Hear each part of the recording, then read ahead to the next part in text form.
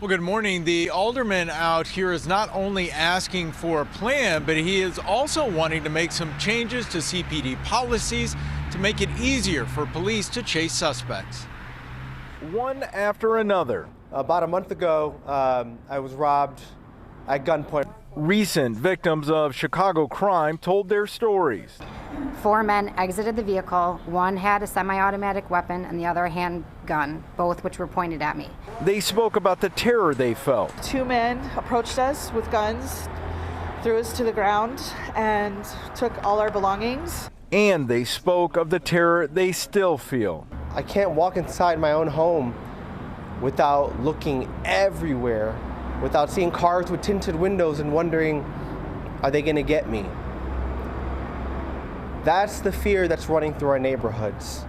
That's the fear and the anger that I feel every single day. While shootings and homicides are down, robberies citywide are up, and there is a feeling here that nothing, or at least not enough, is being done to address it.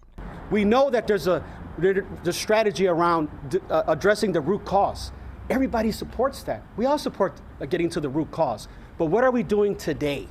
What are we doing today to send a message to criminals that there are going to be consequences?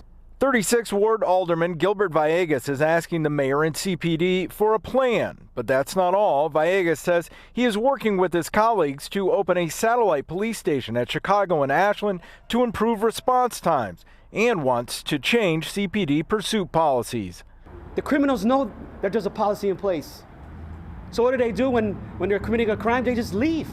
And the supervisors in turn say, stop the chase. It's not just individuals who are growing impatient with City Hall and CPD leadership, but also business owners who fear their storefronts could be the next to be targeted by a smash and grab crew. We haven't heard the plan. Just in the past week, several shoe and clothing stores have been hit. One this morning in West Garfield Park, where police did arrest 2 suspects. Another yesterday in Wicker Park, caught on surveillance camera. When you have people that are continuing to commit crimes and there's no consequences, this is what you get right now.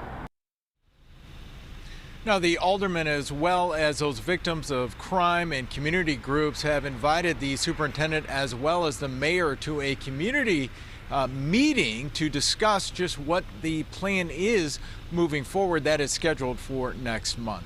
We're live in Ukrainian Village. I'm Eric Rung, WGN News.